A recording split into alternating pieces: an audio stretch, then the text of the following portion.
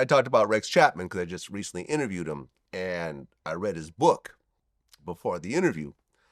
And my favorite part of the book was this moment, right?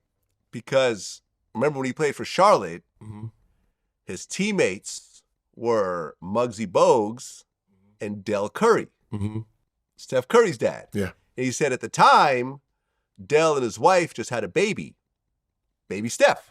So when they would go to dinner, he would babysit Steph and they would travel together and everything else like that. And he was saying there was this one moment, right?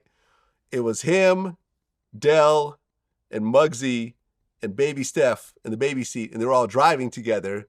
And they were talking about how great players they are, not realizing the best player of them all is in the baby seat right there next to him. That was better than all of them put together. And no one is realizing it, of course, at this time, but the very best player is in the baby seat. That's funny. And these are three professional athletes talking about each other's accomplishments, not knowing they're nothing compared to this baby. So what this baby's about to do in a few years. That's crazy. That's funny. Yeah, man. Little moment that I got out of that interview. Well, you interviewed Dwight Howard. And Dwight had, since our last interview, a very interesting lawsuit. Did you guys talk about that at all? No. The reason is this. When it comes to teammates, right? You have to respect the process of whatever they're going through, right? So it's not my job to push the envelope on trying to figure out if it's true or not. You know, as a teammate, when you decide that you're comfortable saying whatever you're gonna say, then I'm here. Other than that, that's your thing. Yeah. I mean, I interviewed his baby mother, Royce Reed, and she told a bunch of very interesting stories. I'm sure. About parties with every pronoun in attendance.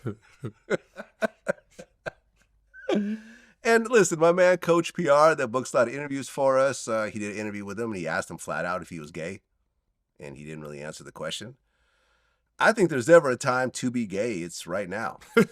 Seriously. Like, I feel like everyone will call you brave, and you'll have a whole community behind you, and no one will say anything negative and so forth. And you'll get new business opportunities and everything else like that. If you gay, you gay. But I think stuff like that is, I guess most people that are if they're on the down low, they want to come out on their own, not be forced. Who knows? Yeah, but when so much starts to come out. But it don't mean you're mentally ready for it. No, that's true. Now listen, sexuality is a personal thing. I'm into women. Other people are into men. Some people are into trans. Not my thing, but if that's your thing, man. Unfortunately, as a public figure, it becomes very hard. Because it's not like you're by yourself doing these activities. You're doing it with other people, and those people usually are not at a financial level that you're in. And they'll sometimes come back and try to get some money out of you. And if you don't pay them, or if you stop paying them, they out you. It's almost better to get in front of it. I remember, like, for example, Barack Obama. What? What's the what? Did you catch that? Get in front of it. Get in front of it? No Diddy. Sorry. That was just funny. No Diddy. Yeah. Like, for example, like Barack Obama, before he ran for president, he wrote a book about his life, and he talked about doing cocaine in college. So cocaine was never a gotcha when he was running, because it's like, yeah, I did cocaine. You read my book. Here it is. Yep. There you go. I wrote in my book. Did all the cocaine and get my hands on. I don't do it anymore. Yeah, but that's not usually how it happens. It's always someone that forced you, and then so you're never in front of it because someone forced you to do it, right? So, and that's why with the saucy thing, people are like, "Oh my God, you're gay." I'm sure down low men don't make fun of anything there. It's an NBA. It's a sports thing, right? Like, the person who is down low in a locker room is usually the most serious, strongest, angriest, right? Because a down low man don't play with gay stuff, right? Can't, because everyone's gonna say you're gay if you're saying gay shit, right? Right? If you're messing around with it, like they think you're gay. So a down low man wouldn't play like that.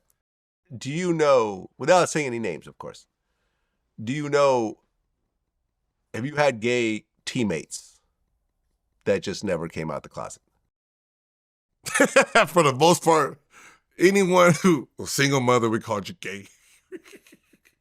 If you were soft, right? See, that's the problem, right? Because turns into a joke. Well, yeah, it becomes so what ends up happening is it's we think the opposite of what society thinks, right? So like if you have like me, Nick Young, and there's like 4 of us in a locker room, and we're sitting here, we'll do this. We're trying to figure out who's gay. So we'll do stupid shit like, hey man, if we wasn't NBA players, would you have anal sex with a dude for $10 million? Right? Because we want to see who reacts, right? That is like, yo, shut your gay asses up. And we look at each other like, we got one, right? And that's what we do. We got one. Now we're going to just target him to see. We're just going to keep poking to see if he's the one, right? Because if you're not gay, what the fuck you that angry for, dog? We're just sitting here fucking around and you over here all extra angry. I can never be angry at gay questions because I'm not gay. No. But that's what I'm saying. But that's what we do. Whoever gets that angry about a fucking question, you're fucking, gotta be gay. Yeah, you gotta be. Now listen, I just interviewed was Birdman's half brother, Terrence Gangster Williams, and he did 28 years in prison. Mm-hmm. I talked to him about the gay stuff he's seen in prison. He goes, yeah, man, like a lot of dudes will try to trick dudes into doing gay shit with them. He'd be like, hey man, just jack me off. Your hand can't be gay. I'm like, I never want to go to prison. Your hand can't be Your gay. Your hand can't be gay. Okay. That's a new one. That's funny. That's funny. That's funny.